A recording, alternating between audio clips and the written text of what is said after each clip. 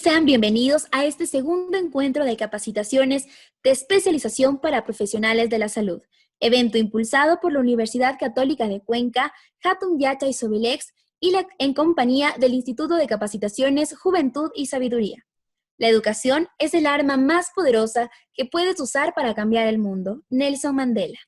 Antes de iniciar con este importante evento, quisiera hacer un extensivo saludo a nuestros queridos ponentes de esta noche, médicos especialistas, quienes serán los encargados de hablar sobre diferentes tópicos con la temática abordaje inicial del paciente con COVID-19, en la sala de urgencia y un end-update tratamiento del COVID-19, dando lugar así al cumplimiento de la certificación que será entregada a nuestros profesionales. De igual manera, saludar a nuestros queridos amigos que nos acompañan vía Facebook Live. Un saludo especial a todos quienes nos acompañan desde diferentes puntos de nuestro bello país. Sin más preámbulos, a nuestras queridas autoridades, profesionales de la salud presentes, señoras, señores, solo aquellos que se atreven a tener grandes fracasos terminan consiguiendo grandes éxitos. Robert F. Kennedy. Sin más preámbulos, invito a la señorita Michelle Maldonado, coordinadora de Juventud y Sabiduría, quien será la encargada de hacer el saludo correspondiente por parte de la institución. Profesionales de la salud, para mí es un gusto poder dirigirme hacia ustedes nuevamente en este segundo webinar. Me presento, mi nombre es Michelle Maldonado, soy coordinadora general de la empresa de capacitación Hatum Yachay Sobilex. Gracias nuevamente por la confianza depositada al participar en este webinar. Es importante darles a conocer que con la Universidad Católica de Cuenca hemos venido desarrollando cursos de alta especialización durante los últimos 3 años en las diferentes áreas de la salud. Es por ello que nuestros cursos vienen de la mano del Reglamento Académico CES, Consejo de Educación Superior, el cual manifiesta en el artículo 60 que solamente las instituciones de educación superior que cuenten con la carrera de salud podrán dictar este tipo de cursos. Al nosotros contar con el aval de la Universidad Católica de Cuenca, estamos cumpliendo con todo lo reglamentado en la normativa del CES. También es importante manifestar que en coordinación con la universidad, cuerpo docente y profesionales que dictaron el curso, hemos desarrollado el curso de alta especialización en medicina interna y urgencias médicas para no especialistas, al cual quedan cordialmente invitados. Por consiguiente, doy la palabra a mi compañera Daniela Encalada para que prosiga con lo coordinado en este día. Muchísimas gracias, Michelle. Esta es la bienvenida de nuestra querida institución Hatum Yachay Sobilex en compañía de Juventud y Sabiduría y, por supuesto, este evento impulsado por la Universidad Católica de Cuenca. Continuando con este importante evento, damos de esta manera ya inicio con nuestra primera ponencia y quiero, por supuesto, presentar a nuestra primera ponente. Si me dan un minutito hasta poder compartirles ya la pantalla.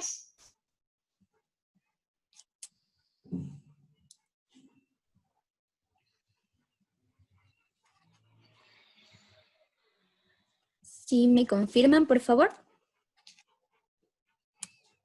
Está listo, Dani. Ya. Perfecto. Cuando trates una enfermedad, primero trata la mente. Nuestra primera ponente de hoy es la doctora Paola Cristina Cajas Logroño. Ella es magíster en Gerencia en Salud para el Desarrollo Local, especialista en emergencias y desastres, médico general de la Universidad Nacional de Chimborazo. Dentro de su experiencia laboral, es médico emergencióloga del Hospital General IES Riobamba, médico del área crítica del Hospital General San Juan, docente universitario de la Universidad Nacional de Chimborazo, en la Escuela de Medicina. También fue docente universitario de la Escuela Superior Politécnica de Chimborazo, en la Escuela de Medicina, médico posgradista del Hospital Vos Andes Quito, médico residente en el Hospital General Docente de Riobamba. Dentro de sus certificaciones internacionales, cuenta con certificaciones como Advanced Trauma Life Support, ATLS, Advanced Life Support in Obstetrics, ALSO, Pre-Hospital Trauma Life Support, PHTLS, Fundamental Critical Care Support, FCCS, soporte cardiovascular avanzado, ACLS, soporte vital básico, BLS, y ecografía y ultrasonido hemodinámico. Sea bienvenida a este panel. Esperamos contar, por supuesto, con su presencia. Muchísimas gracias por acompañarnos. El escenario es suyo. Permítanme compartir la pantalla para poder iniciar.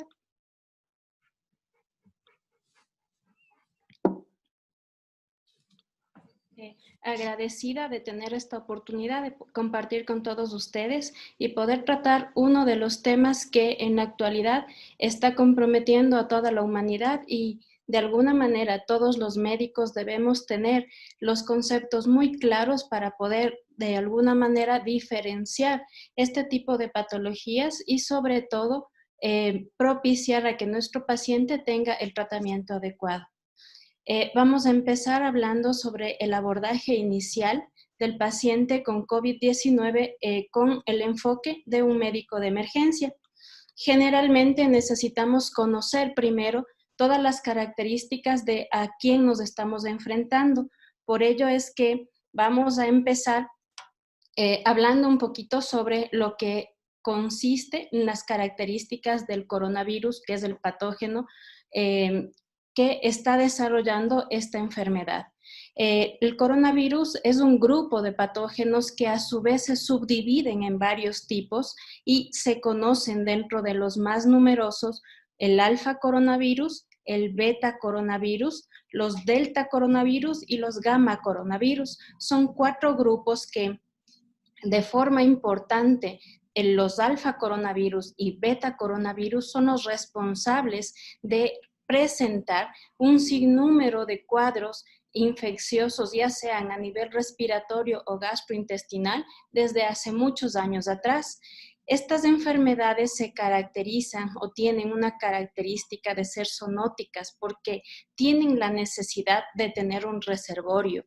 Este reservorio generalmente son animales, por eso es que su comportamiento de enfermedades pueden tener un protagonismo ya sea endémico o pueden causar epidemias también.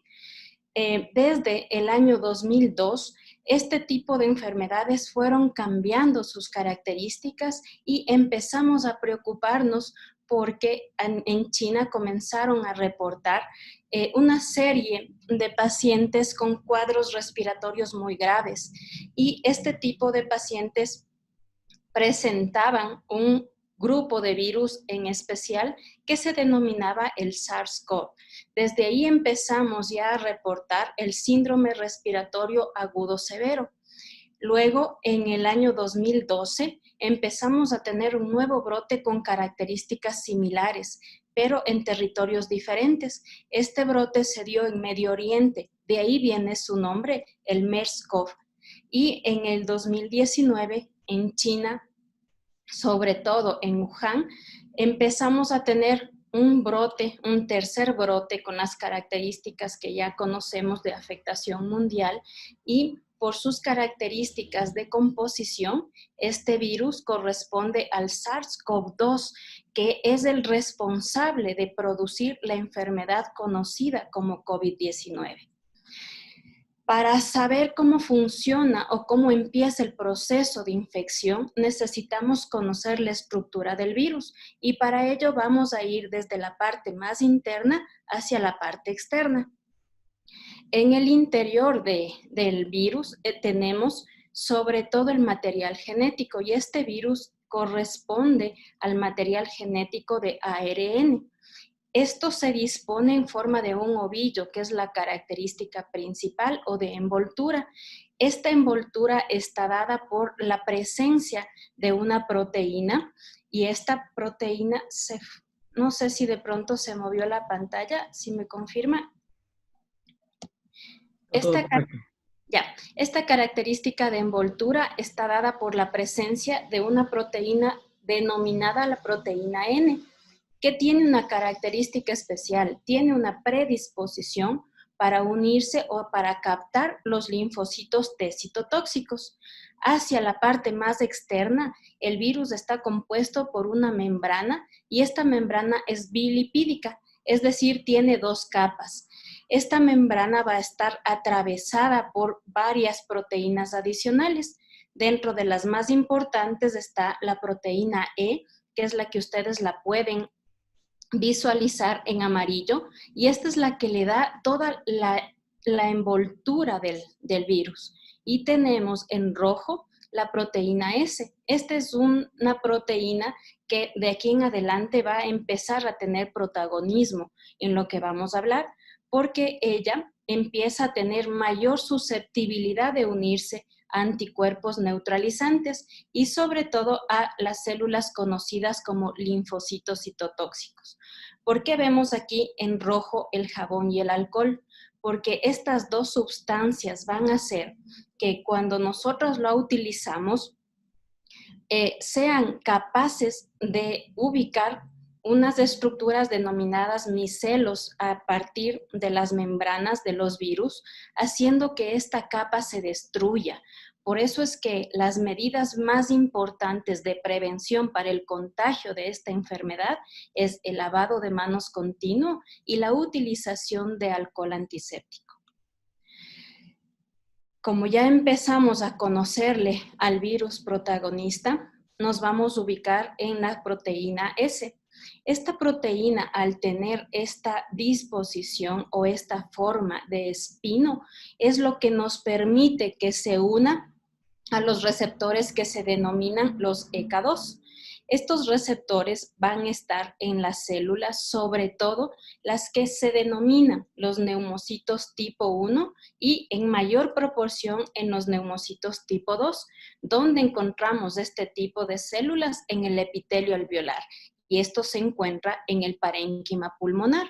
Por eso es que la afectación más importante de este tipo de enfermedad va a estar a nivel del sistema respiratorio, causando problemas como neumonía y en sus diferentes grados de gravedad. Al unirse el virus a la célula receptora de nuestro cuerpo, empieza a desencadenarse un proceso muy importante que se conoce como apoptosis. Este proceso de degradación o de destrucción va a como que activar todos los mecanismos de defensa de nuestro organismo.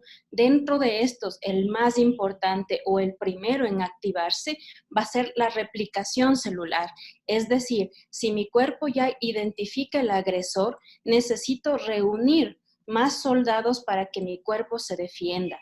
Y de esta manera empieza la replicación celular. Sin embargo, como la replicación es una copia exacta y dentro de esta célula ya tenemos el material genético, las siguientes células a reproducirse van a ser células infectadas.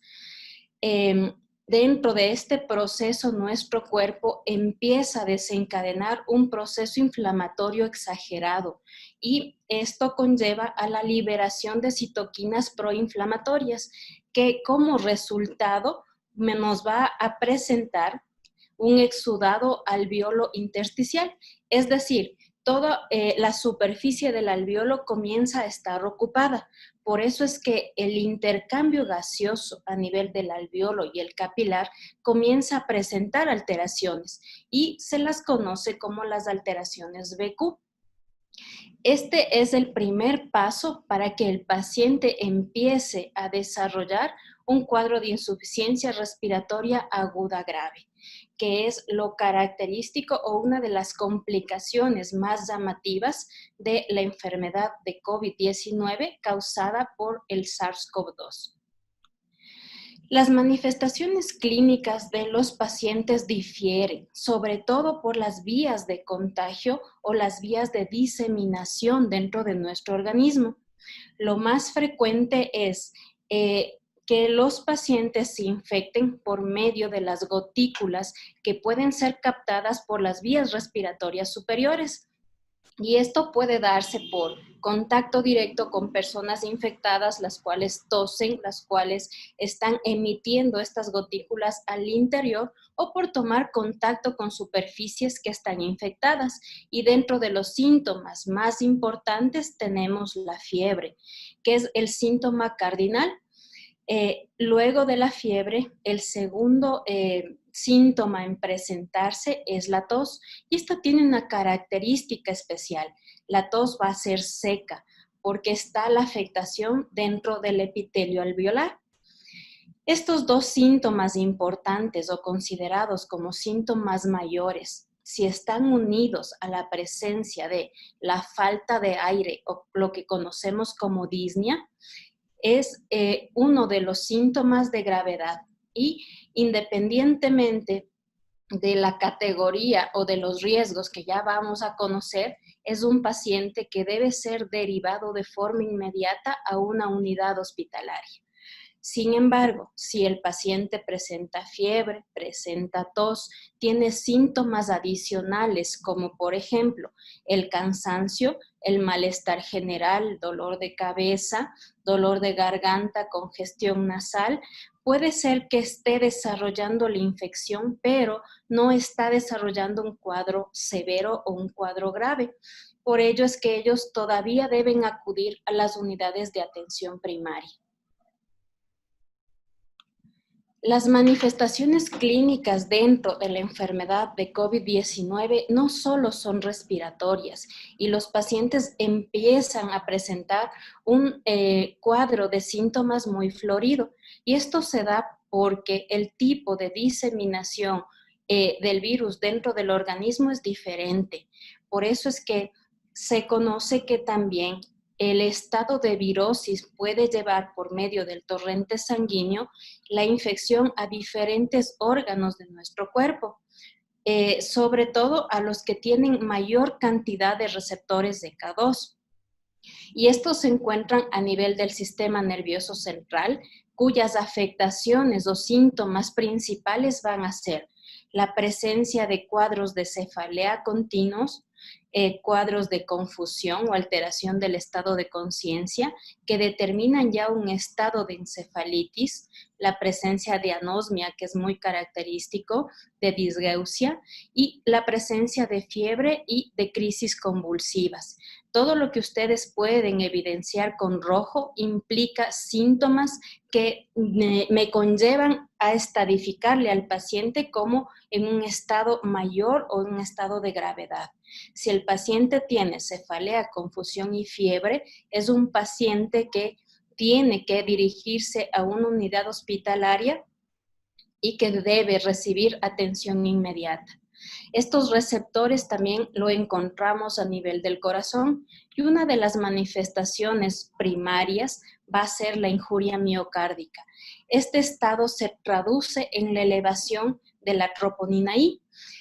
Los pacientes al ingreso, si nos fijamos en el valor de la troponina, va a estar elevada en relación al valor normal, pero esta elevación se caracteriza por no tener una curva. Es decir, si le repito el examen de troponina a las 24 o 48 horas al mismo paciente, esta cifra se va a mantener. Otro de los problemas que puede causar a nivel cardíaco es la presencia de un cuadro de infarto agudo de miocardio, en el cual la troponina va a estar elevada, pero esta diferencia de la anterior va a empezar a tener una curva. Es decir, independientemente del tiempo, si vamos haciendo exámenes consecutivos, las cifras van a ir aumentando. Los pacientes con hipertensión arterial por largo tiempo van a desarrollar insuficiencia cardíaca y sobre todo si estos presentan cuadros de COVID-19, este cuadro de insuficiencia cardíaca se va a descompensar. Los cuadros de miocarditis o de muerte súbita generalmente son procesos que lo vamos a encontrar en pacientes en un estadio muy avanzado o grave de la enfermedad de COVID-19. A nivel del riñón, la presencia de receptores de K2 también producen ciertas alteraciones. Dentro de las más primordiales están la presencia de hematuria, la presencia de proteinuria, de oliguria, de anuria y finalmente desarrollarán una insuficiencia renal aguda, que es un criterio de gravedad y que está ligado a un porcentaje alto de mortalidad.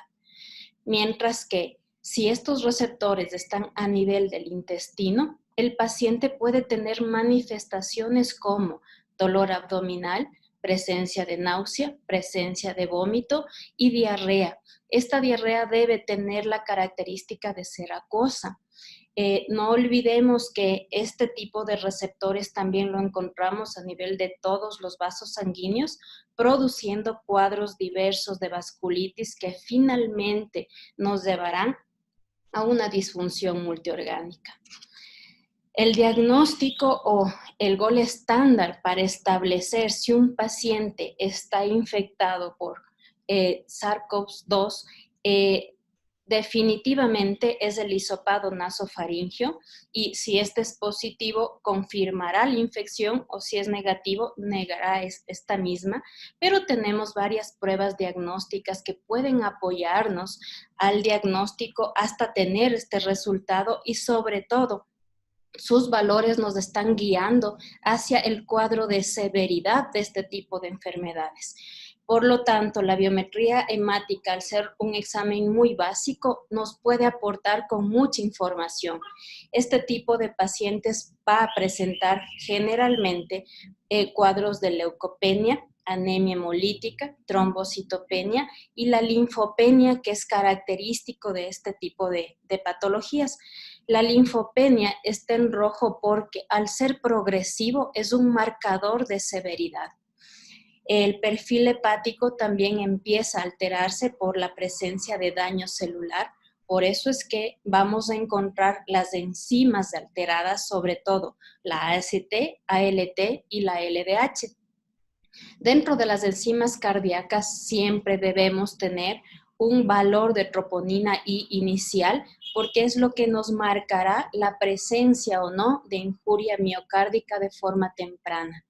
El dímero D elevado también es un factor de gravedad, y este nos da una idea de que está actuando como un factor procoagulante. La ferritina elevada progresiva nos orienta a que estamos frente a un proceso de linfohistiocytosis, que esto se presenta en todos los cuadros de pacientes críticos. En los exámenes de rutina de orina vamos a encontrar la hematuria, la proteinuria y la albuminuria en etapas tempranas.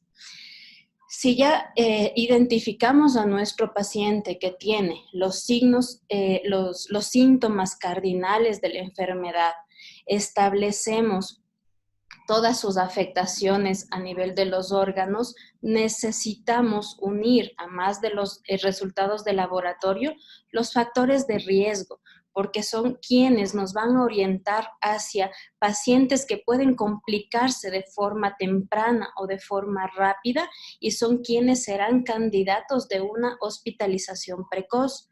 Dentro de los factores de riesgo más importantes, los hemos clasificado en epidemiológicos, en signos vitales y pruebas de laboratorio.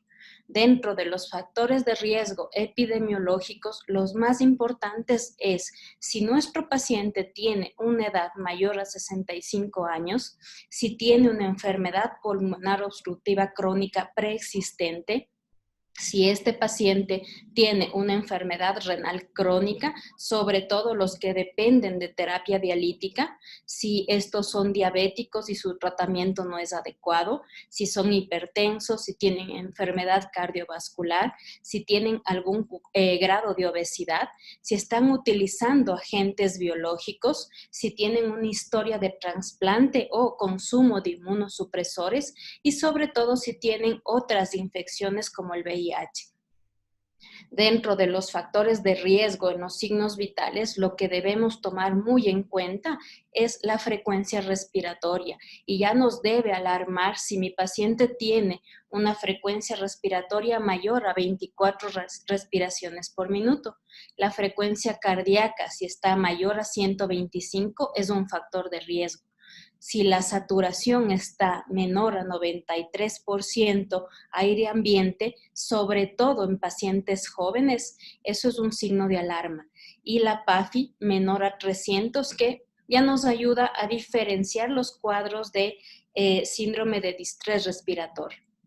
Dentro de las pruebas de laboratorio, lo más importante es tener pendiente el resultado del dímero D. Si este está mayor a 1000, si la CPK está 2 veces mayor el valor normal, si el PCR es mayor a 100, si la LDH es mayor a 245, si tenemos una troponina elevada o los linfocitos menores a 0,8 con una ferritina mayor a 500, quiere decir que este paciente, si no está complicado o en un estado de gravedad o de paciente crítico, se complicará en los siguientes días. Por ello es que necesitamos establecer la gravedad de la enfermedad para poder ubicarle en las unidades intrahospitalarias destinadas a recibir cada uno de los grupos infectados. Entonces vamos a empezar hablando de los pacientes leves, que generalmente con un porcentaje de pacientes moderados van a necesitar aislamiento. Y este tipo de pacientes están ambulatorios.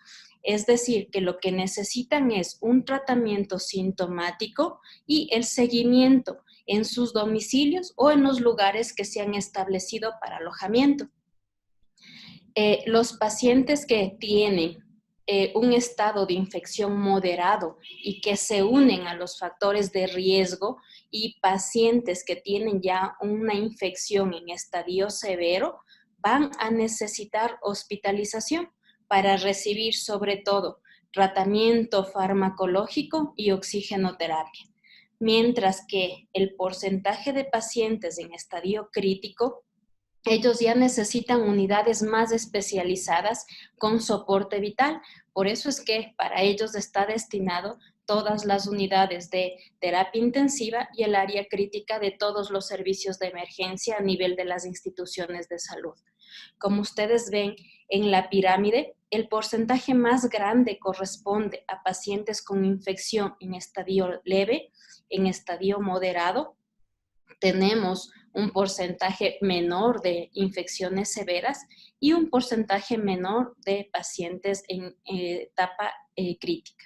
Sin embargo, los recursos requeridos para solventar este tipo de hospitalizaciones tienen una pirámide inversa, ya que todos los pacientes que deben ser manejados en las unidades críticas necesitan mayor recurso, ya sea de equipamiento y sobre todo de personal médico de enfermería y auxiliar de enfermería. En la parte de infecciones moderadas a severas pueden ser tratadas en hospitalización de manera inicial y en estadios leves es aislamiento domiciliario. La gran cantidad de pacientes contagiados han hecho que todas las unidades de emergencia de todas las instituciones de salud empiecen a tener un plan de contingencia diferente, porque son la puerta de entrada y el lugar de captación de toda la cantidad de pacientes que van a acudir. Por ello es que la Organización Panamericana de la Salud fue describiendo varios escalones que lo hemos vivido y hemos tratado de ir transformando nuestros servicios a lo largo de la pandemia. El escalón 1 es el escalón en el cual como servicio hemos tenido que reorganizarnos, tanto en recursos humanos como en recursos y servicios institucionales. Por ello es que el hospital siempre, al iniciar la pandemia, necesitó contar con una unidad previa al ingreso de todos los servicios de emergencia que se conoce como el triaje respiratorio, al cual todos los pacientes que llegan van a ser receptados y van a ser definidos si son sospechosos de infección o no y serán dirigidos a las diferentes áreas que ya están separadas con anterioridad. Como cambiamos y tuvimos la experiencia del cambio de color en la semaforización, eso hizo que dejemos el confinamiento y la mayor cantidad de personas en edad productiva tuvieron que reinsertarse a sus actividades laborales y eso ocasionó una ola de infección con un porcentaje alto de usuarios en las instituciones de salud. Por ello es que tuvimos que ascender al escalón 2, en el cual a nivel de cualquier localidad se determinaba a los hospitales más fuertes o más equipados como hospitales centinelas, para que sean ellos los encargados de ser receptores de todos los pacientes portadores de este tipo de enfermedad. Y todas las instituciones aledañas con equipamiento menor, con menor número de recursos, ya sean humanos o insumos y equipamiento médico, deberán ser los receptores de todos los pacientes con otro tipo de patologías para tratar de abarcar a toda la población que demanda una atención médica. Esperamos que en nuestra localidad, aquí en Chimborazo, no lleguemos al escalón 3, que ya lo vivió Guayaquil, que lo está viviendo Quito, que es ya no solo ocupar las instituciones de salud hospitalarias, sino ya buscar una expansión completa. Y esta expansión generalmente se da buscando sitios en los cuales se pueda recibir a la gran cantidad de pacientes infectados, que pueden ser coliseos, pueden ser estadios o cualquier tipo de infraestructura que cuente con los recursos disponibles para poder ofertar una atención médica. De tal manera que la condición más importante para establecer una atención de calidad y para no hacer una infección cruzada es contar con este tipo de triaje previo, en el cual van a ser recibidos todos los pacientes de forma ambulatoria, ya sean transportados por medio de ambulancias, donde estará el personal completamente capacitado, que puede ser personal de enfermería o personal médico, que con preguntas muy claras y con un abordaje muy corto se puede establecer si este paciente es sospechoso o no de presentar un tipo de enfermedad como el COVID-19 y será abordado y manejado en las unidades destinadas a pacientes COVID con todas las medidas de seguridad. Mientras que si este paciente no es sospechoso, tendrá que ser abordado en una unidad completamente diferente, que no tenga pacientes con sintomatología respiratoria. Sin embargo, no debemos olvidar que el porcentaje de pacientes asintomáticos es grande y que los síntomas son diversos, de tal manera que el triaje debe estar pendiente no solo en las preguntas sencillas que siempre se hace a todo paciente, como presencia de tos, presencia de fiebre, dificultad respiratoria, sino más bien la determinación de los signos vitales, y si uno de estos ya está alterado, deberá ser considerado como paciente sospechoso hasta que se demuestre lo contrario. De tal manera que como servicio de urgencias hemos tenido que fraccionarnos y hemos tenido que dar todo el contingente necesario para poder recibir a la cantidad de pacientes que necesitan de una atención médica. Creo que por razones del tiempo hasta ahí ha llegado esta intervención y solo quería compartirles a todos el mensaje que estamos teniendo dentro de nuestro servicio.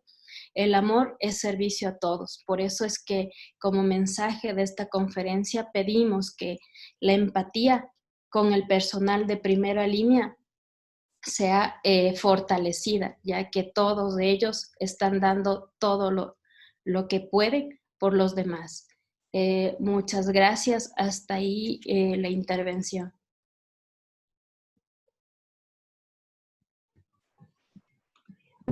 Muchísimas gracias, doctora. Ha sido un verdadero placer escucharle esta noche y, por supuesto, pues agradecerle más que nada a usted. Ay, sí, perdón. Muchísimas gracias. Y comentarles que ustedes pueden hacer sus consultas. Al final se habilitará, un foro en el cual ustedes podrán discernir cada una de las dudas que tengan. En este momento, pues quisiera hacer la invitación a François Prieto para que nos acompañe y nos comente un poquito sobre los beneficios de las certificaciones que se están ofertando, obviamente, en cada una de las capacitaciones que estamos dando para que ustedes puedan tener un conocimiento pleno sobre qué es lo que estamos dando con todos ustedes gracias a Hatum Yachay Sobilex.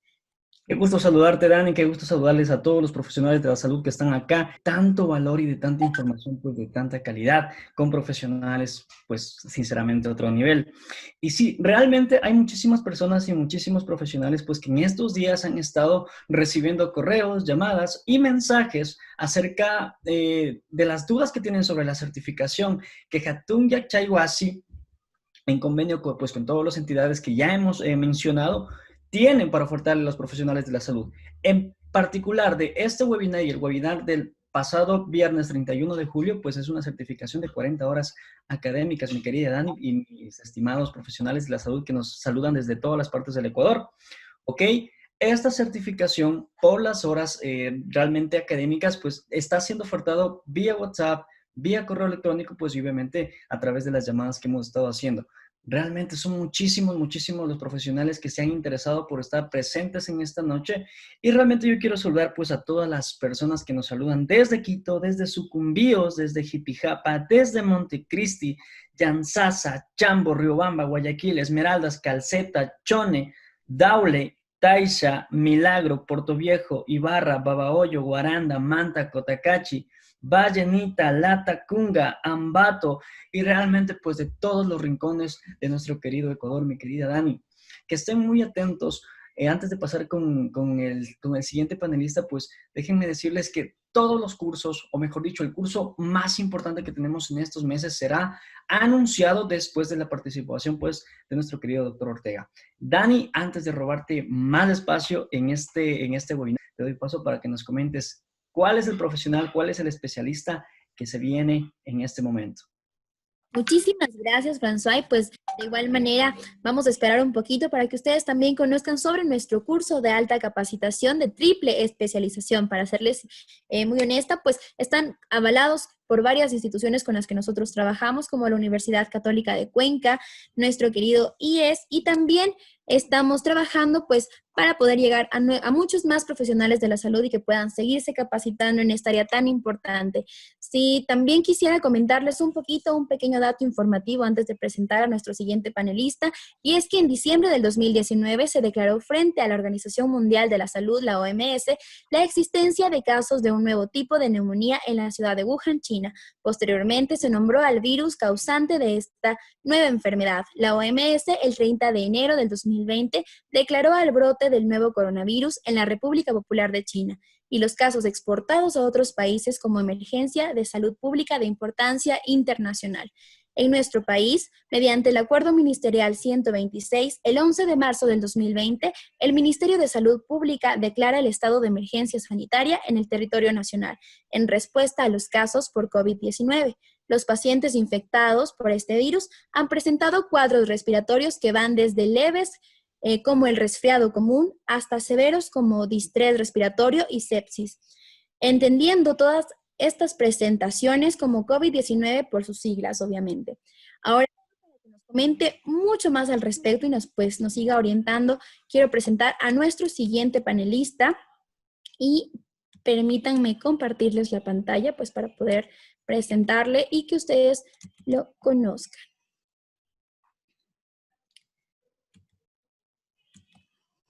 Listo. El mejor médico es aquel que inspira esperanza. Samuel Taylor Coleridge. Nuestro siguiente panelista es coordinador del área de capacitaciones en salud, doctorante PhD en Ciencias Médicas de la Universidad de Zulia, médico especialista en Medicina Interna de la Universidad Central del Ecuador, magíster en Salud Pública en la Universidad Autónoma de los Andes, especialista en Gestión de Proyectos de la Salud en la Universidad Autónoma de los Andes. Dentro de su área de especialización, cuenta con un diploma en Investigación y Proyectos de la Universidad Tecnológica Equinoccial. Cuenta también con un diploma superior en Docencia Universitaria en Ciencias de la Salud, Universidad Nacional de Chimborazo. También tiene un diploma superior en Promoción y Prevención de la Salud de la Universidad Autónoma de los Andes. Dentro del área laboral, es médico tratante y ex jefe del Servicio de Medicina Interna del Hospital Alfredo Montenegro, en la ciudad de Guaranda. Es ex docente de la Cátedra de Farmacología y Semiología de la Universidad Estatal de Bolívar en Guaranda, Ecuador.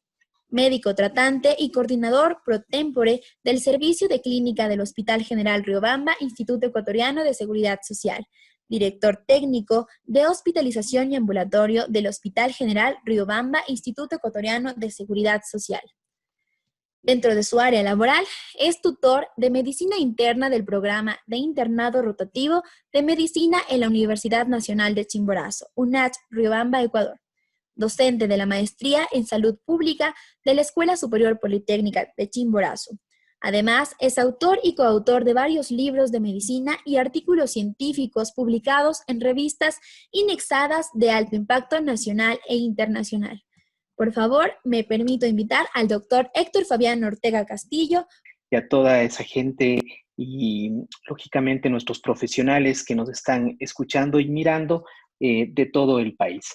Vamos a compartirles la pantalla para iniciar con la presentación. Por favor, me confirman si estamos con la presentación. Está listo, doctor.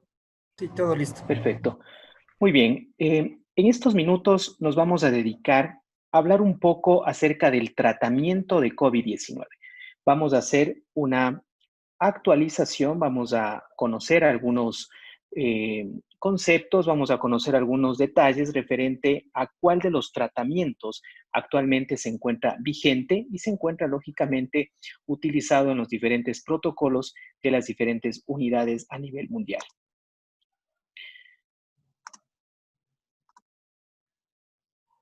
Bien, como un antecedente, sabemos COVID-19, coronavirus, es una infección respiratoria, ¿sí?, reportada por primera vez en la ciudad de Wuhan, China, y que rápidamente tomó esta definición, obviamente, de pandemia. Es causado por el virus que conocemos como SARS-CoV-2. Dentro del tratamiento, nosotros vamos a enfocarnos en estos breves minutos específicamente en algunos aspectos fundamentales y voy específicamente a tratar 3 puntos que van a ser parte de nuestro bottom line. El tratamiento, ¿sí?, que actualmente se maneja para lo que es COVID-19 es un tratamiento de soporte de forma primaria. Hay estudios, hay ensayos clínicos en los cuales las diferentes drogas antivirales, antimaláricos y otras, lógicamente, están autorizadas únicamente en el contexto de un ensayo clínico. Sin embargo, su eficacia y seguridad, lógicamente, están siendo evaluadas en el tiempo. En este momento, los corticoides han expuesto, ¿sí?, en publicaciones recientes, sobre todo un estudio británico, el Recovery, un estudio, un ensayo clínico en el cual se reclutaron 6.425 pacientes, donde se demostró una alta efectividad del uso de los corticoides para reducir la mortalidad en los pacientes con COVID-19, principalmente que estaban en ventilación mecánica con un NNT de 7. Un NNT, es decir, un número necesario para tratar de 7. ¿Qué quiere decir esto? Que el uso o cuando se utiliza los corticoides en el contexto de pacientes con ventilación mecánica, por cada 7 pacientes tratados tenemos uno que se beneficia con esta intervención. Esta ventaja también se ha hecho evidente no solamente en aquellos que han estado en ventilación mecánica, sino también en aquellos que han requerido algún, digamos, grado de oxígeno, con un NNT de 20. Sin embargo, estos beneficios no fueron establecidos en pacientes hospitalizados que no requirieron oxígeno. Esto con un nivel de evidencia tipo B. En la parte inferior, ustedes pueden ver, tenemos hemos utilizado esta taxonomía que es del SORT para clasificar los niveles de evidencia. Un nivel de evidencia A es una evidencia consistente, de buena calidad. Un nivel de evidencia B, inconsistente, con una calidad limitada, y un nivel de evidencia C que nace de consensos de la práctica diaria, de la opinión de expertos, de serie de casos o estudios de serie de casos. Continuando con nuestro bottom line, tenemos algunos RCTs que han concluido que otra de las drogas, como es antivirales, como el Remdesivir, el uso corto de este fármaco en el lapso de 11-15 días, se pudo observar en este RCT que no hubo una reducción significativa en la mortalidad. 7.1% versus 11.9%, con una P que no fue menor de 0.05, tenemos un nivel de evidencia B. He comenzado con nuestro voto online justamente porque son aspectos que al momento, ¿sí? Son los que están vigentes, y en conclusión y en resumen podemos decir que las drogas antivirales, antimaláricas y otras que se encuentran todavía en estudio únicamente han sido autorizadas en el contexto de un ensayo clínico, más no dentro de un protocolo, y que al momento las únicas drogas que han demostrado eficacia son los corticoides y, claro, aún controversial el uso del remdesivir. Pues bien, vamos a comenzar a hablar de cada una de ellas. Dentro de la terapia farmacológica, las guías del ITSA recomiendan, como les había comentado, que la cloroquina, la hidroxicloroquina, citromicina, lopinavir, ritonavir, tocilizumab y plasma de convaleciente solo deben ser usados en el contexto de un ensayo clínico. ¿Esto qué quiere decir? Quiere decir que su eficacia y su seguridad, lógicamente, aún no está establecida, e incluso en algunos de ellos la seguridad de estos fármacos aún es cuestionada. Bien, vamos a conversar un poco acerca del remdesivir. Les voy a presentar algunos datos, algunos resultados de esta publicación de mayo 22 del 2020 en la New England Journal of Medicine, en el estudio ACTT, un estudio multinacional, multicéntrico, que reclutó a 1,063 pacientes hospitalizados con SARS-CoV-2. Aquí se utilizó este fármaco, que es el remdesivir, a dosis de 200 miligramos intravenosos en el primer día y posteriormente 100 miligramos intravenoso hasta completar 10 días o hasta el alta hospitalaria, comparado con la utilización de placebo. Los resultados primarios dentro de este estudio establecieron una diferencia estadísticamente significativa en el grupo de remdesivir, 11 versus 15 días de principalmente estancia hospitalaria, con una P menor de 0.001, es decir, estadísticamente significativa. La mejoría clínica también fue evidente en el grupo de remdesivir. Con respecto a la mortalidad, se evidenció que aquellos pacientes que utilizaron remdesivir, hubo una mortalidad menor, ¿sí? Tenemos de 7.1% versus el 11.9% que no utilizó el fármaco, con una P no estadísticamente significativa y un número necesario de pacientes a tratar de 21. Los daños y otros resultados, como por ejemplo la necesidad de ventilación mecánica, no fue reportado dentro de este estudio. La FDA ha autorizado el uso de remdesivir en niños y en adultos hospitalizados, pero que cumplan criterios de severidad para COVID-19. Han establecido algunos criterios, como una saturación menor o igual al 94% aire ambiente, que requieren oxígeno suplementario, que requieren ventilación mecánica o, en su defecto, oxigenación por membrana extracorpórea. Lo que como habíamos conversado, las dosis que se utilizan, 200 miligramos intravenosos en el día 1, seguido de 100 miligramos por 5 días, y puede extenderse esto incluso a más días, hasta 10 días, en aquellos casos de pacientes en los cuales no tengamos una mejoría clínica dentro del contexto de una ventilación mecánica o membrana u oxigenación por membrana extracorpórea. Voy a compartirles también otro estudio de drogas antivirales, otro estudio publicado en el New England Journal of Medicine en mayo de 2020, en el cual se reclutaron 199 pacientes hospitalizados con COVID severo y se les administró lopinavir, ritonavir, como sabemos, antivirales que se utilizan en el tratamiento, en el manejo del VIH. No hubo una diferencia en cuanto a la mejoría clínica y en lo que respecta a la reducción de la mortalidad, tampoco hubo una diferencia estadísticamente significativa cuando se comparó lógicamente con el grupo de quienes no recibieron este fármaco. 19.2% versus 25% con una P no estadísticamente significativa. Esto es importante. Si bien es cierto, tenemos al momento una serie de ensayos clínicos que están en curso, que están en marcha de cada uno de estos fármacos y que ustedes bien pueden consultarlos, la fase, el proceso o la etapa en la que se encuentran, pueden ustedes consultar. Hay una página en internet que es clinicaltrials.org. En esta página www.clinicaltrials.org, ustedes pueden evidenciar claramente los diferentes ensayos clínicos, en qué etapa se encuentran y ya unos, digamos, primeros resultados que van arrojando en cierto tiempo.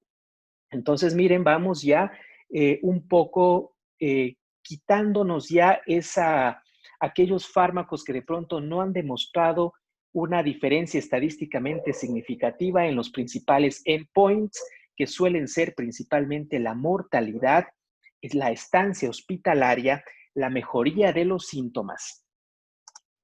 Bien, con respecto al lopinavir-ritonavir, en este ensayo que les comentaba de 199 pacientes con COVID-19 severo, se utilizaron dosis de lopi-rito de 400-100 respectivamente, 2 veces al día por 14 días. Como les había mencionado, no hubo una diferencia estadísticamente significativa en cuanto a la mejoría clínica cuando se comparó con el soporte primario con los cuidados estándares solos.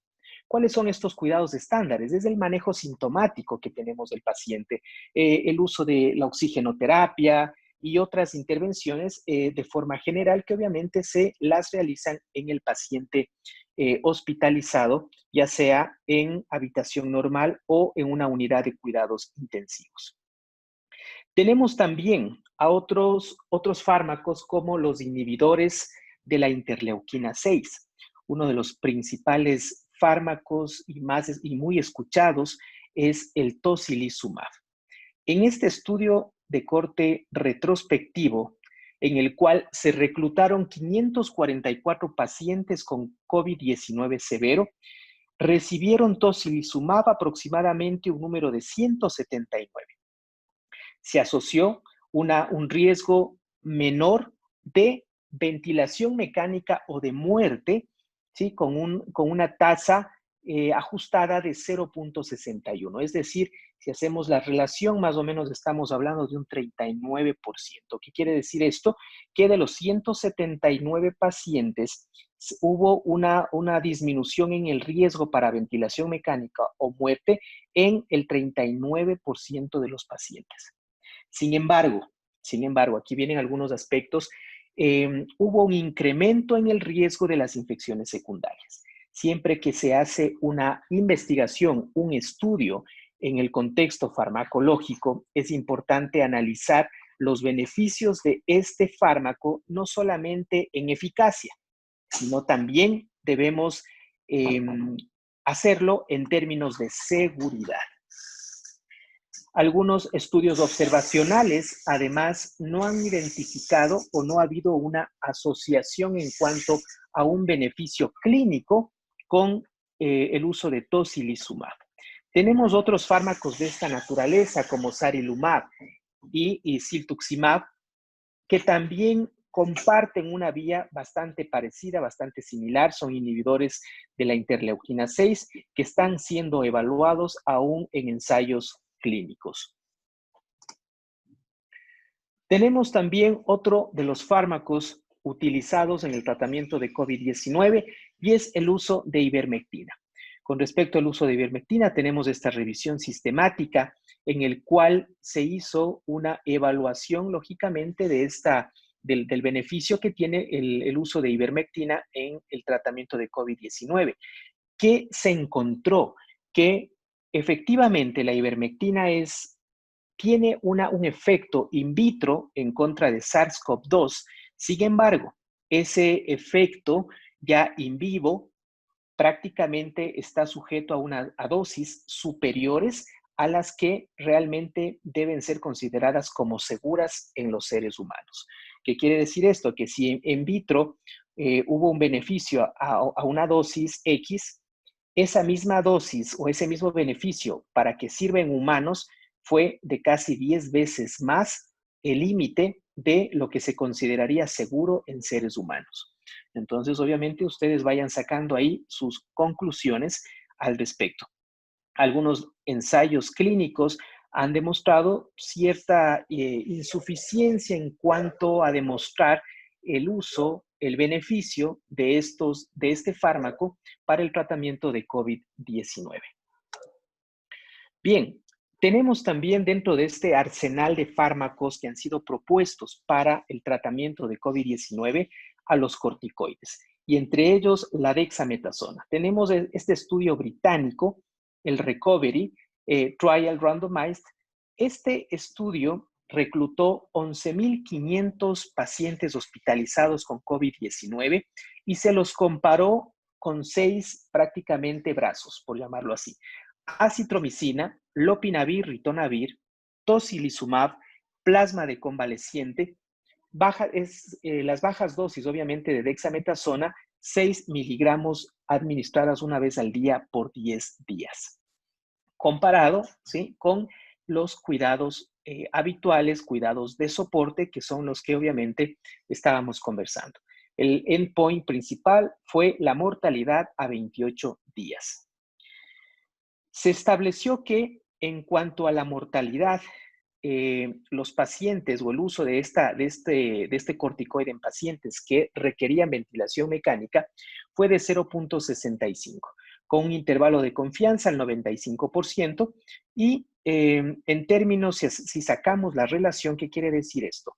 Que aquellos pacientes que utilizaron dexametasona y estuvieron en ventilación mecánica, el riesgo de mortalidad se redujo en un 35%, con un, digamos, estadísticamente significativo estos resultados.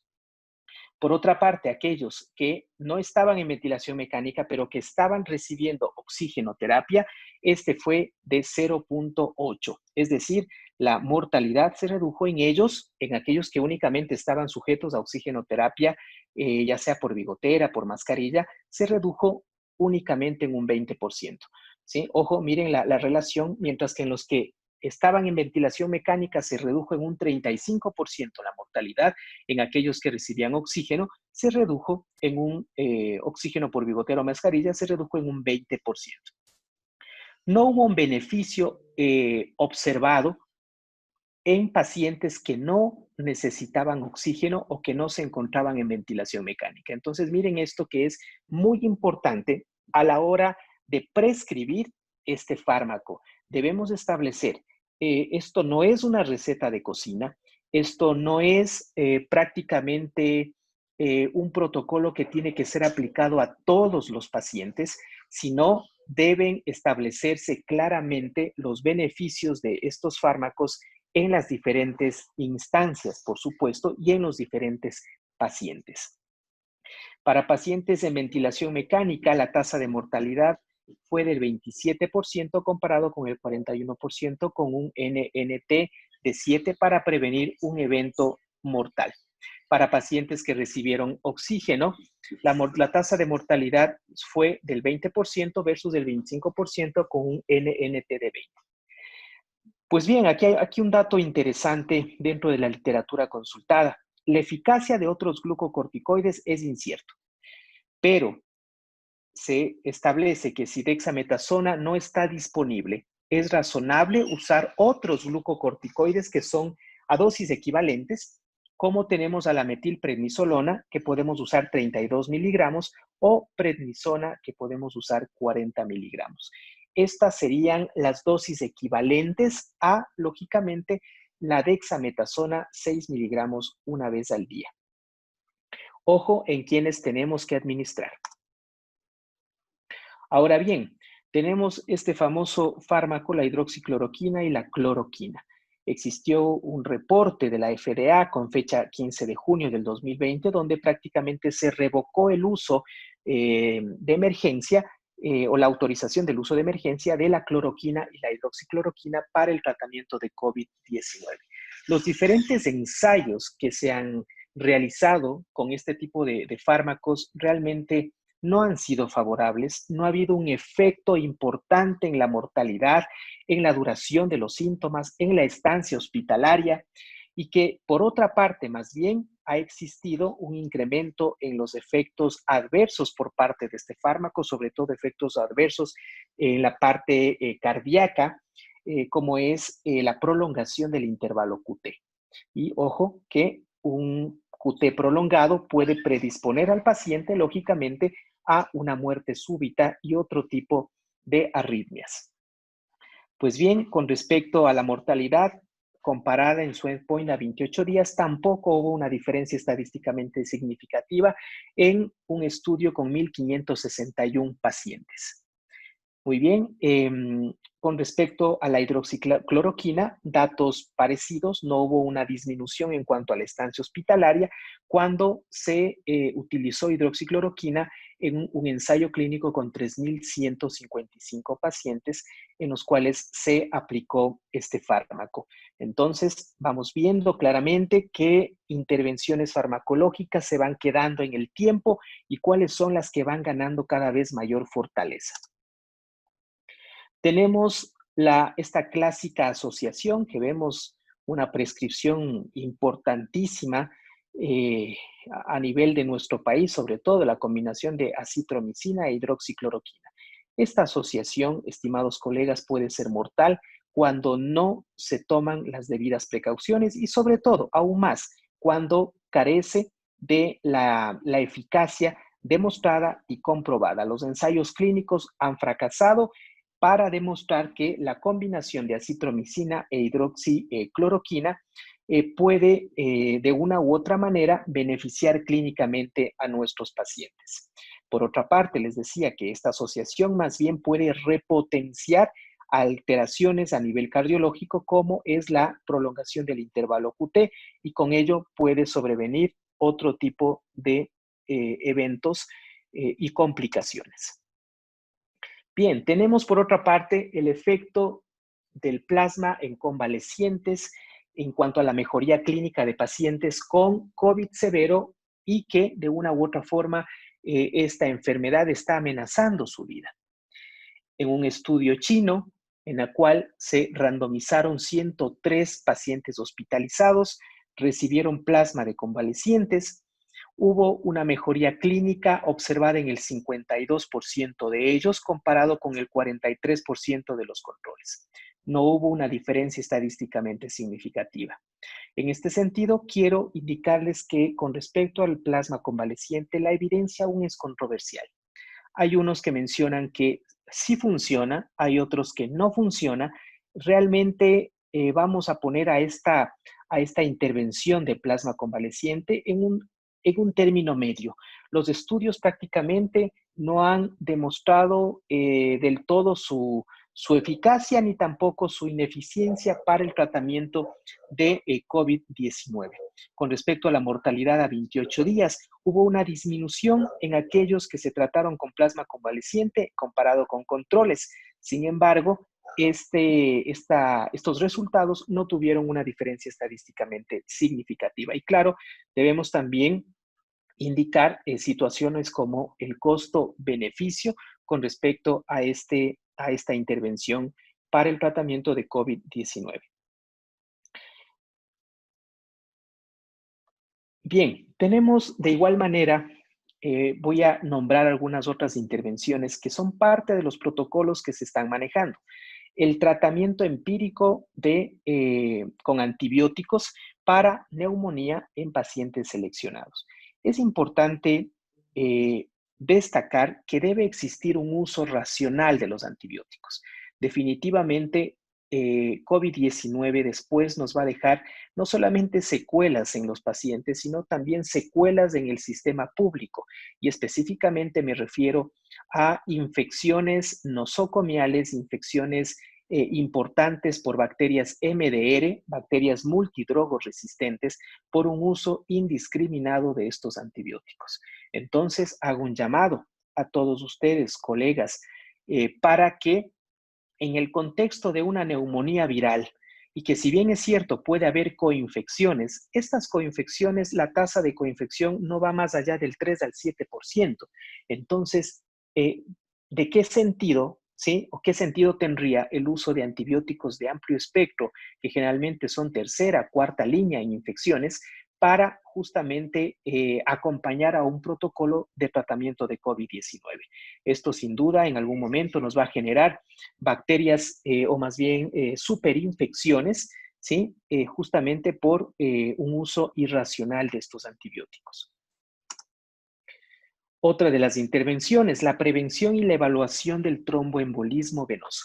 Esto es algo muy importante, ¿sí? ¿Por qué?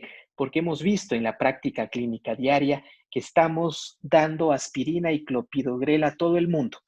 De igual manera, estamos siguiendo una receta de cocina donde a todo el mundo se les está dando acitromicina, se les está dando, bueno, ya creo que hidroxi o cloroquina ya menos, pero estamos con acitromicina, con ivermectina, estamos, bueno, y dentro de eso también le ponemos ahí a la aspirina o al clopidogrel.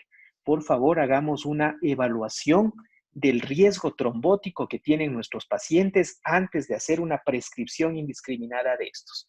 Estamos teniendo cada vez más en las consultas pacientes con úlceras gástricas perforadas por el uso de aspirina. Estamos teniendo sangrados importantes, ¿sí? Ya sea no solamente por el uso de antiagregantes, sino también por el uso de anticoagulantes que vemos, obviamente, están siendo prescritos en pacientes o cuyo riesgo de eventos trombóticos es bajo. Por favor, tenemos herramientas, tenemos escalas pronósticas, tenemos escalas diagnósticas, y aquí principalmente tenemos, y les invito a revisar, dos escalas, que es la escala del IMPROV y es la escala de Padua. Estas dos escalas miden el riesgo de eventos trombóticos venosos. De tal manera que en aquellos pacientes que ustedes tengan efectivamente un riesgo elevado, por favor utilicemos ahí sí profilaxis antitrombótica, y en este sentido tenemos fármacos como las heparinas de bajo peso molecular, tenemos las heparinas no fraccionadas, ¿sí? Heparinas de bajo peso molecular como la enoxaparina a dosis de 1 miligramo por kilo subcutáneo QD. Ojo, estamos haciendo profilaxis, no estamos haciendo anticoagulación. Mucho ojo con esa situación. Una cosa es la profilaxis, una cosa es la isocoagulación y otra cosa es la anticoagulación. Por favor, mucho cuidado para tener o evitar justamente que existan complicaciones como perforaciones gástricas, como sangrados digestivos, como sangrados mayores, incluso hemorragias cerebrales. Mucho ojo con estas situaciones. Si el paciente cumple criterios para realizar profilaxis de tromboembolismo, pues bienvenido. Caso contrario, no sumemos a esta receta de cocina y peor aún, antiagregantes, que sabemos que el efecto de esta antiagregación puede persistir en el tiempo, como es en el caso del ácido acetil salicílico hasta 10 días y de clopidogrel hasta 5 a 7 días. La profilaxis en pacientes hospitalizados los beneficios, lógicamente, están establecidos. No negamos el hecho de que los pacientes con COVID-19 tienen mayor riesgo de eventos trombóticos, aquellos que están hospitalizados y aquellos sobre todo que tienen una enfermedad crítica. Es diferente a los pacientes ambulatorios. Pues bien, de igual manera, intervenciones como evitar medicamentos en nebulización. Lógicamente, cuando hacemos nebulizaciones, podemos propagar, podemos esparcir estos aerosoles y lógicamente con ellos realizar una propagación importante de SARS-CoV-2. Ya hemos visto en la literatura científica que estas partículas, estas moléculas pueden viajar, sobre todo si están aerolizadas, incluso pueden alcanzar más allá de los 2 metros. Estamos hablando de 4 o 6 metros, que es diferente a las gotitas, que de pronto ahí sí se pueden quedar a 2 metros, pero el aerosol es diferente, puede viajar distancias mayores. Mucho ojo con eso de igual manera. Si necesitan broncodilatadores, úsenlos en inhalador, más no en nebulización. Y claro, habrá casos excepcionales donde de pronto se requiera, pero se tomarán lógicamente las medidas respectivas. Hasta aquí un breve resumen por cuestiones de tiempo. Ustedes entenderán, nos hubiera gustado y ya de hecho lo conversaremos más a fondo ya en nuestro curso propiamente dicho. Haremos ya o profundizaremos cada uno de estos temas. Esto solamente es una entrada para lo que se viene en el curso justamente de alta especialización en medicina de urgencias y medicina interna. ¿Cuándo consideramos nosotros que un paciente está curado? Esto es importante. Y aquí tenemos que clasificar a nuestros pacientes justamente en 2 grupos. Los pacientes que están curados y que han llevado su tratamiento de forma ambulatoria y aquellos pacientes que se consideran curados y que han recibido su intervención de forma hospitalaria. Cuando tenemos pacientes que han sido manejados de forma ambulatoria, nosotros podemos definir que el paciente está curado principalmente a través de 2 estrategias. La una es justamente utilizando una estrategia basada justamente en un test y la otra, aquella estrategia en la cual está justamente basada en los síntomas.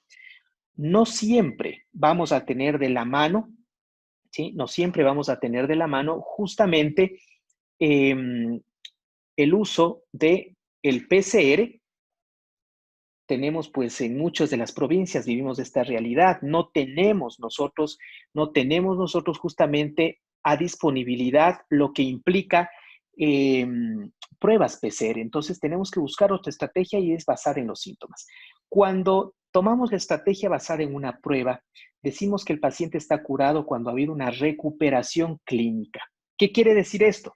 Que ya no hay fiebre, pero ya no hay fiebre sin usar nada. Es decir, ya los antipiréticos se dejaron de usar y aún así no hay fiebre. Cuando ya no hay tos, cuando ya no hay disnea.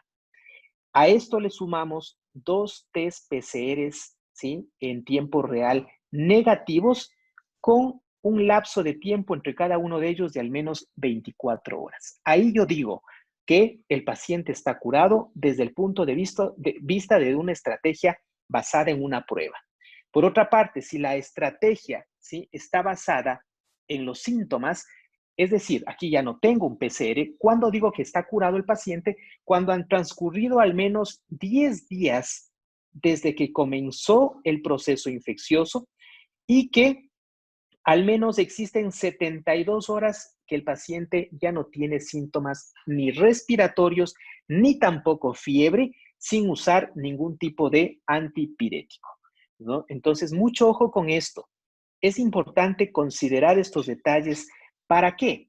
Para que no existan aquellos aislamientos prolongados, ¿sí? En los cuales aislamos al paciente 14 días, 21 días, 28 días. Por favor, ¿sí? La evidencia actual, ¿sí? Y bueno, hay cursos que de hecho la Universidad de Johns Hopkins los está ofertando. En estos cursos, ellos establecen que el paciente debe estar en aislamiento únicamente el periodo de tiempo que es infeccioso. ¿Cuánto tiempo es esto? 2 días antes de que ha presentado los síntomas y hasta 10 días después.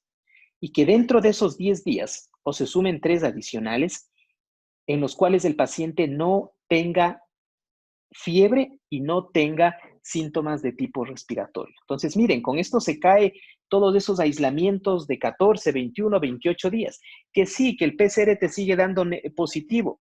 Perfecto, te sigue dando positivo a los 21, a los 28 días, pero esa carga viral que tiene ese paciente ya no tiene el contexto o el carácter de infeccioso. Es como cuando tú tienes una batalla, ¿no es cierto? Tienes una guerra y producto de esa guerra tienes muertos y tienes heridos. El PCR te detecta carga viral, pero no te dice si esa carga viral tiene una connotación de ser infecciosa o no. Entonces, mucho ojo con eso. ¿Te va a dar el PCR positivo? Pues perfecto, pero esa carga viral ya no tiene un carácter de ser infeccioso. Bueno, les adelanto estas situaciones, estas cosas muy interesantes que aún no están en nuestras guías, o me parece que las están incorporando recientemente, pero miren, en otros países ya estos aislamientos prolongados de 14, 21, 28, 6 semanas, ¿sí? Realmente en la cual implica no solamente una pérdida de la reactivación de muchas instituciones, sino también implica una carga o una demanda para nuestro sistema de salud pública que tan golpeado está. Pues bien, entonces, esto con respecto a los pacientes ambulatorios. Con respecto a los pacientes hospitalizados, obviamente se asume, se entiende que a todo paciente hospitalizado debemos basarnos en una estrategia basada en una prueba, en un PCR. Entonces, decimos que un paciente hospitalizado está curado cuando se ha recuperado de sus síntomas, principalmente la fiebre, al menos ya 72 horas sin fiebre, sin usar antipiréticos, ya no hay síntomas respiratorios y tiene al menos 2 pruebas PCR negativas, cada una con un espacio de al menos 24 horas. Bien, ¿cuál es finalmente nuestro approach en este sentido o nuestro enfoque en este sentido? El enfoque final implica que el tratamiento de COVID-19, al momento, las intervenciones, las medidas son inciertas. Muchos de los fármacos únicamente están autorizados en el contexto de un ensayo clínico, es decir, experimental, mas no que han demostrado realmente una eficacia. Apenas tenemos el Remdesivir, eso también ya con algunas particularidades que van al menos que al más, y el uso de los corticoides, que realmente hasta el momento son los que han demostrado una reducción en la mortalidad, pero principalmente en pacientes en ventilación mecánica o que tienen criterios de usar oxigenoterapia. Entonces, mucho ojo con esto, por favor, estimados colegas. Es necesario hacer un uso racional de los diferentes fármacos que se están utilizando en COVID-19. ¿Por qué? Porque definitivamente el riesgo puede ser superior al beneficio. Y el paciente, claro, no se complicó por COVID, pero se complicó por el uso indiscriminado y sin criterio de otras intervenciones que de pronto tuvieron que ser valoradas de mejor manera.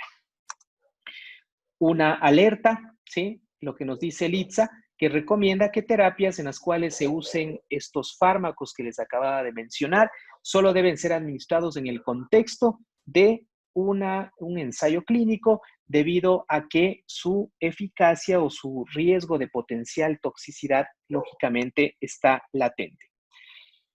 Ya para terminar nuestra presentación vamos viendo algunas situaciones.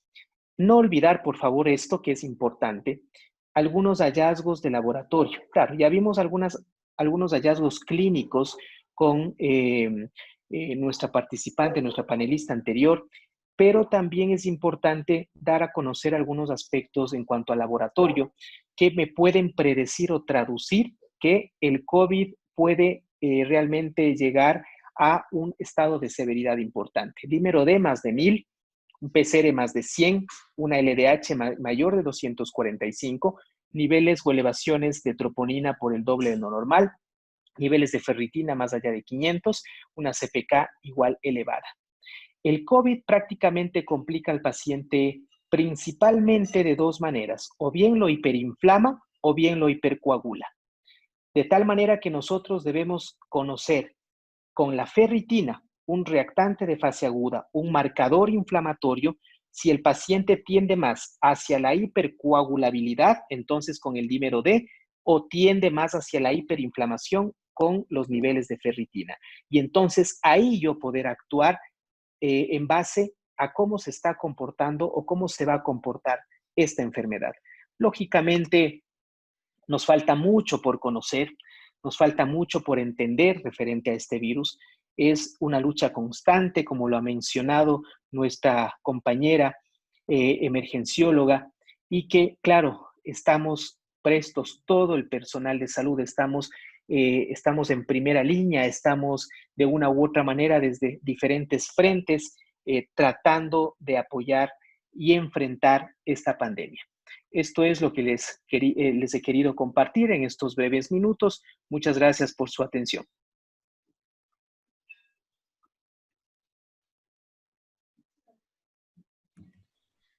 Muchas gracias, doctor Ortega. De igual manera, pues ha sido excelente la participación de nuestros dos panelistas. Definitivamente, información sumamente relevante e importante con respecto a este tema del abordaje inicial del paciente con COVID-19 y también los tratamientos ante el COVID-19. Muchísimas gracias. En este momento vamos a dar casi ya apertura al foro de preguntas para que ustedes puedan discernir cada una de sus dudas sobre el tema del día de hoy. Pero antes de eso, pues quiero comentarles un poquito sobre los cursos que mantenemos en Juventud y Sabiduría y Hatum Yachay Sobilex con el aval de la Universidad Católica de Cuenca. En el curso de alta especialización del que les estamos mencionando, aborda temas como el soporte vital avanzado en obstetricia y emergencias neonatológicas, emergencias y urgencias pediátricas. En este curso de alta capacitación, pues vamos a tocar temas aproximadamente en una duración de 3 meses, 16 temas en obstetricia, 12 temas en neonatología, 16 temas en pediatría, los cuales serán netamente en un 100% online. Desde sus hogares, pues pueden ser partícipes de este curso, contará con videos interactivos y de apoyo en los cuales ustedes pueden seguir avanzando en la plataforma que manejamos de estudio. No sé si François está por ahí para que nos comente un poquito sobre los avales de nuestras certificaciones y obviamente las facilidades de pago que tienen al ser parte de los beneficiarios también por ser miembros de esta conferencia vía Zoom y las suscripciones que han tenido en estas semanas. François. Exactamente, mi querida Dani. Para todos quienes pues están reventando el chat con la pregunta pues de cuál es el precio de esta certificación. Recordarles que un ticket promedio, no hablando ni siquiera de un high ticket, de una ponencia de esta magnitud bordea a los $300. Hoy en día la tienes totalmente gratuita. Especialistas de altísima calidad con muchísima preparación, como ya hizo la presentación Daniela.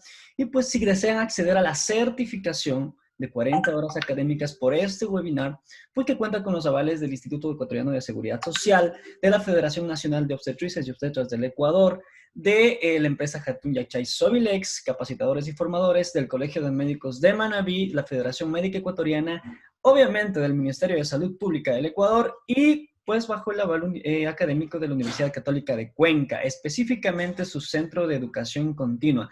¿Quieres acceder a esta mega certificación por 40 horas de estos dos temas? Pues tienes un precio, nada más te digo, que en ticket promedio estamos en $300 el día de hoy, tan solo por $40. ¿Necesitas más información? Quédate que ya te comentamos hacia dónde te tienes que comunicar. Y sí, precisamente mi estimada Dani, como nos comentabas, pues en este momento yo les voy a presentar el curso que nuestro estimado panelista, el doctor Ortega, después de su genial presentación, pues ya nos hizo un pequeño review, ¿ok? Nosotros estamos en este momento pues lanzando y promocionando una certificación múltiple, mi querida Dani, pues para todos los profesionales que hoy nos acompañan en la noche de hoy, pues hoy, en este momento, tienen dos opciones. Aquel profesional de la salud que está tras la pantalla en este momento tiene dos opciones, nada más dos. La primera es no hacer nada, quedarte con toda esta información, pues y realmente continuar sin prepararte, teniendo todas estas herramientas, pues y realmente dejar pasar esta mega oportunidad. Y la segunda es tomar acción. ¿Ok? Por eso te presentamos esta mega oportunidad por tiempo limitado y es válida solo para las personas registradas en este webinar, pues que nos han hecho llegar sus datos y por eso están hoy aquí con nosotros. El curso es de alta especialización en soporte vital avanzado en obstetricia, emergencias neonatológicas, emergencias y urgencias pediátricas. Es un triple enfoque y pues realmente la modalidad, como nos comentabas, Dani, es 100% virtual, ¿ok? ¿Cuánto te costaría esta triple certificación? Tan solo por 90 horas, ¿Ok? ¿Cuánto te costaría esto, mi querida Dani, y a mis queridos profesionales de la salud? Pues realmente esta triple certificación, tan solo emergencias neonatológicas, solo este tema, pues tendría un precio de $380, más el de urgencias pediátricas, pues sería $450, más el curso de soporte vital avanzado en obstetricia, pues $590, dándonos un total de $1,420 que tendría pues esta triple certificación. Es un curso de alta especialización. Más la ponencia de hoy, pues que con un ticket promedio que oscila entre los $200 y $300, sería un total de $1,620 más impuestos, pero solo por hoy, porque pues los profesionales de la salud, pues obviamente van a querer tomar acción, pues tiene un precio de mercado de $728 que ya incluyen IVA, pero esta es una promoción válida solo por tiempo limitado. Pero aún hay más, por si estás pensando todavía en, es el momento, es el lugar adecuado, voy a tener mucho valor, pues déjame decirte qué es lo que vas a recibir aparte de esta triple certificación, que no será tan solo por, por 90 horas. Tendrás acceso al curso de alta especialización, la certificación triple, por 300 horas de formación académica. Aparte tendrás un certificado por 40 horas en salud sexual y reproductiva. Aparte de eso, tendrás un certificado por 40 horas en Scoring Mama. Además, tendrás una certificación por 50 horas en neonatología, un certificado de 50 horas en pediatría, más el certificado de 40 horas por este webinar, sumado al webinar del viernes 31 de julio de la semana pasada. Realmente son más de 500 horas de formación certificada con todos nuestros avales, realmente con todos los convenios con los que cuenta la empresa. Y pues acá están pues todos nuestros avales, tanto académicos, pues como obviamente de registro laboral, como es la FENOE, la Federación Nacional de Obstetrices y Obstetras del Ecuador, el Colegio de Médicos de Manabí, la Federación Médica Ecuatoriana, el Instituto Ecuatoriano de Seguridad Social, el Ministerio de Salud Pública, obviamente pues nuestra querida Hatun Yachay Sobilex, y bajo el aval académico pues de la Universidad Católica de Cuenca, específicamente su Centro de Educación Continua. Pero hay más. Lo que me estabas preguntando precisamente, Dani, es que realmente conscientes de la problemática que ha traído el COVID y pensando pues obviamente en dar facilidades de pago, pues puedes acceder al financiamiento directo dividido en 3 pagos. Obviamente, cada 7 de cada mes, pues tú harías un abono para ingresar a esta mega certificación. Son más de 500 horas de formación certificada con avales, pues que ya te los acabo de mostrar, y pues que realmente el precio no tiene punto de comparación, está fuera de la órbita de cualquier otro certificado en el mercado, no solo por el precio, sino también por la calidad de especialistas como los que estamos viendo esta noche, mi querida Dani, y pues obviamente con todo el contenido del que vamos a ser partícipes, solo para que puedas observar cuál es el contenido que te vas a llevar de acá. Déjame comentarte que en esta ocasión, pues tú puedes abordar 16 temas que involucran en obstetricia, complicaciones en el embarazo, crisis, sangrado vaginal, resucitación neonatal, seguridad materna y distocias. En neonatología serán 12 temas a tratar, dentro de los cuales involucran perinatología, nutrición neonatal, cardiología, patología, alteraciones, infecciones, cuidados paliativos, neurodesarrollo neonatal y otras enfermedades neonatales. Y dentro del área de pediatría, pues serán 16 temas a tratar sobre organización, técnicas y procedimientos en urgencias pediátricas, analgesia y sedación, enfermedades y síntomas y accidentes infantiles. Realmente esto es una bomba de conocimiento, es un certificado que no tiene punto de comparación, recibe 5 certificados por el precio de uno y pues realmente un precio que no tiene realmente un valor estimativo, creo yo, mi querida Dani.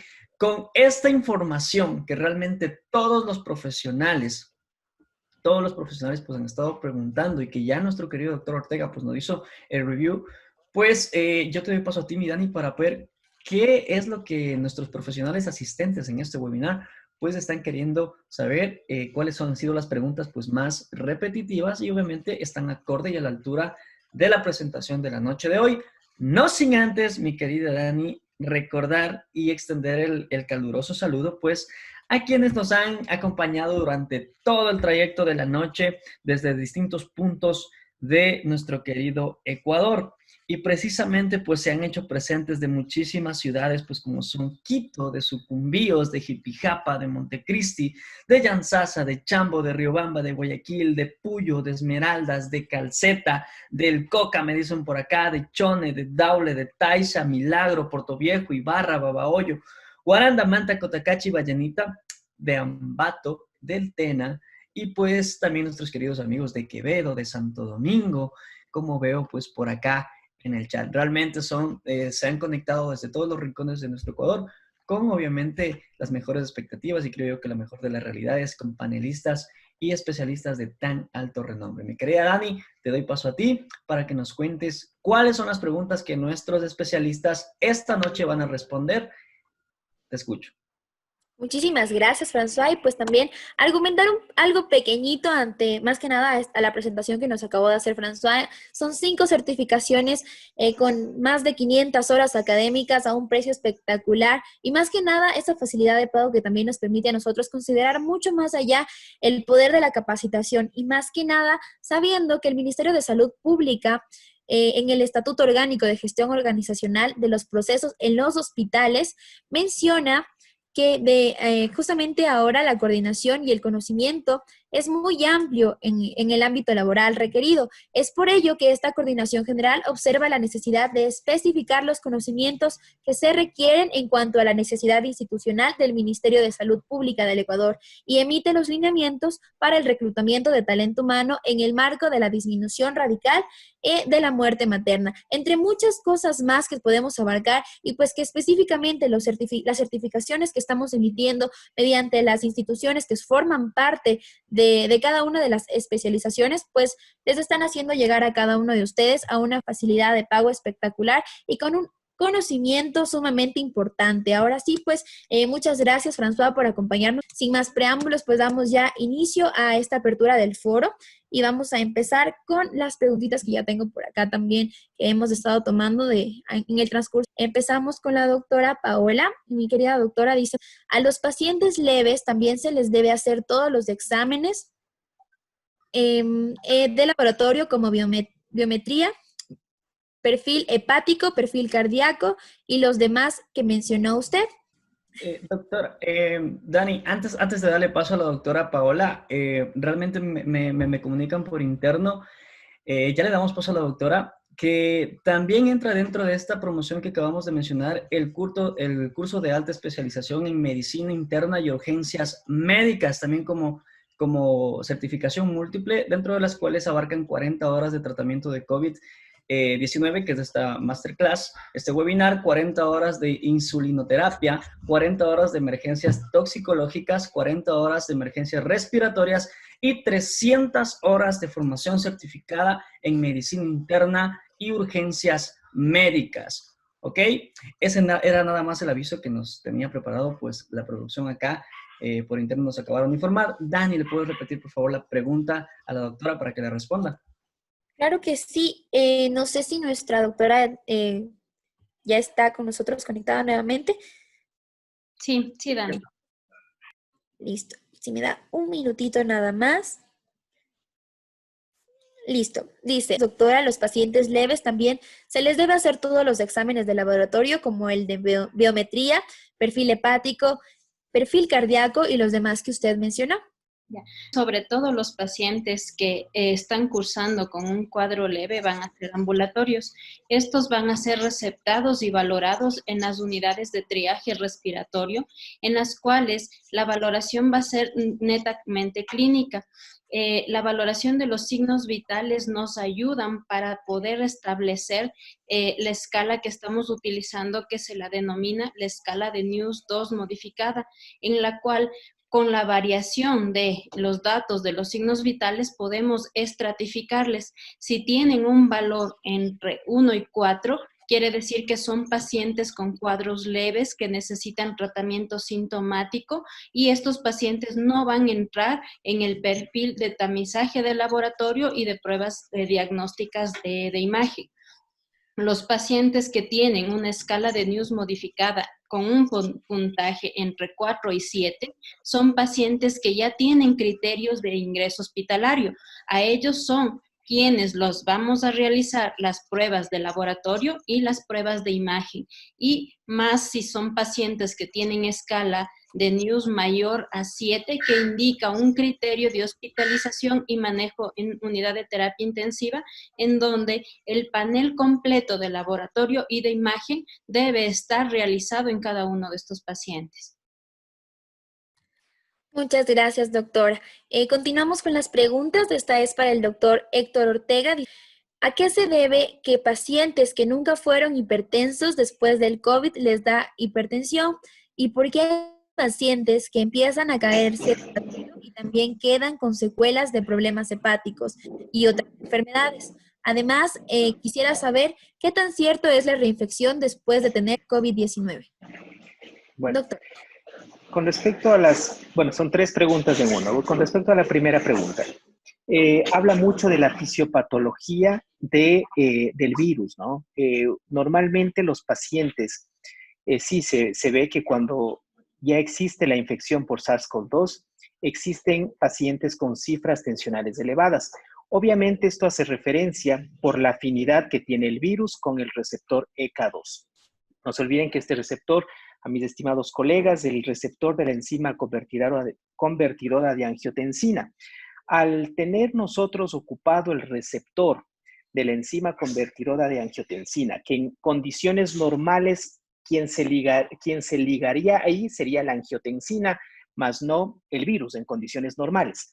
Como ya tengo que se liga el virus, lógicamente los niveles, en este caso de angiotensina, se comienzan a elevar en sangre porque justamente esos receptores están siendo ocupados por, en este caso, la proteína S, ¿sí? Del virus, y por ende los niveles elevados de angiotensina. La angiotensina es un potente vasoconstrictor y producto de esta vasoconstricción justamente se genera estos niveles o estas cifras de presión arterial. Esa es una de las hipótesis por las cuales estos pacientes que normalmente no eran hipertensos, ahora sí lo son. Con respecto a las siguientes preguntas, es importante tomar en cuenta un antes y un después de la etapa aguda del virus.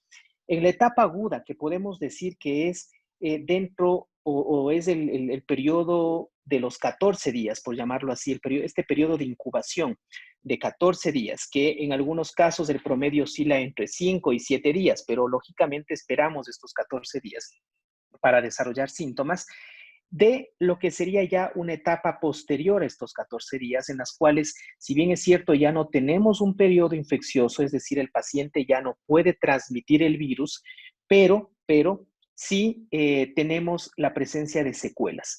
Se ha visto que estas secuelas pueden estar incluso latentes durante 3 a 6 meses.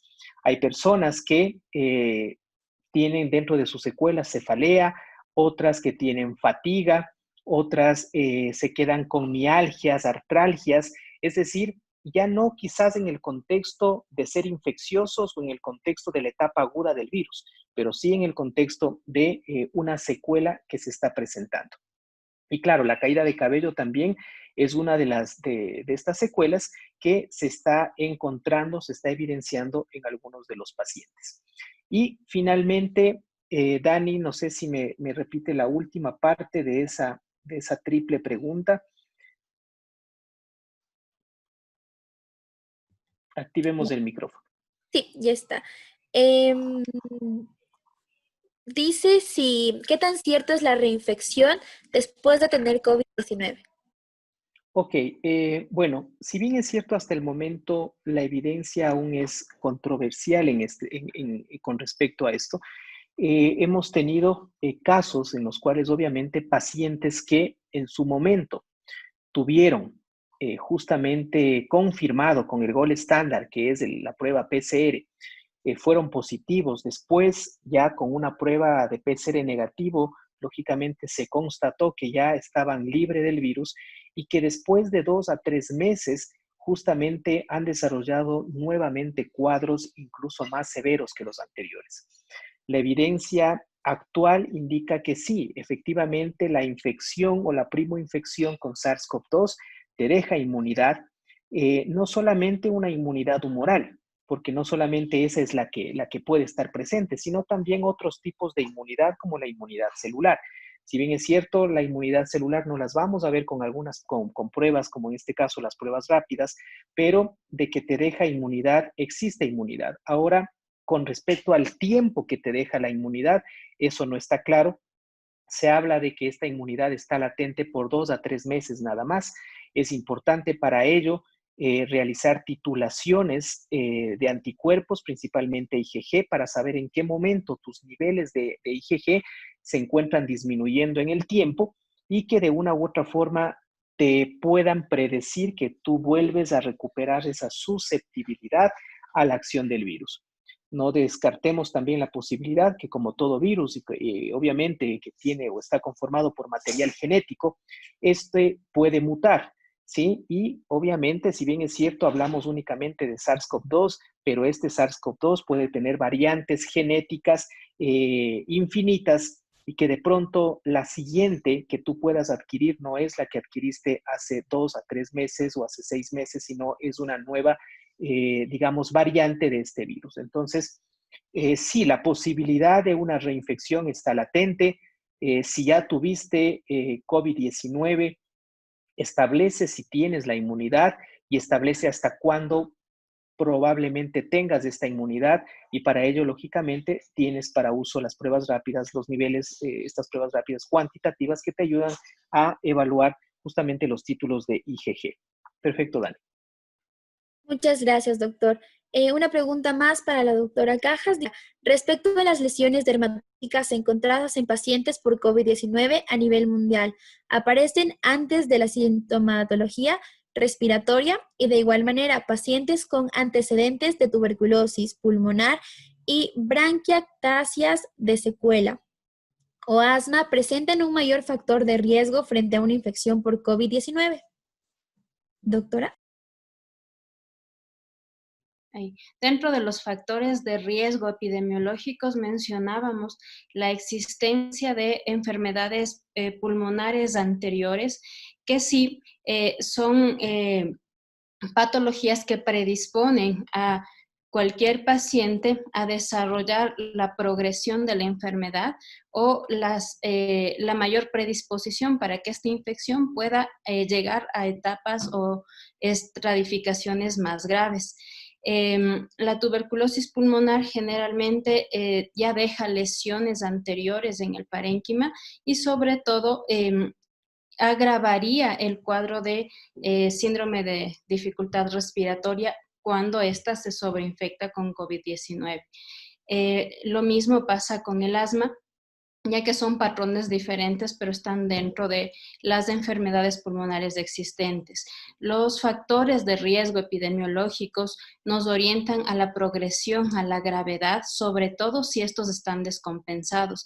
No solo las patologías pulmonares, sino también las patologías metabólicas, entendiéndose que si el paciente tiene hipertensión, diabetes, insuficiencia cardíaca y esta está descompensada, es un criterio mayor que unido a las alteraciones de los datos de laboratorio y sobre todo a la alteración en la cuantificación de los signos vitales, nos están orientando a que este paciente está ya entrando en un estado de infección que está determinado como estadio grave o estadio crítico, que son los pacientes que normalmente necesitan hospitalización urgente y manejo intrahospitalario.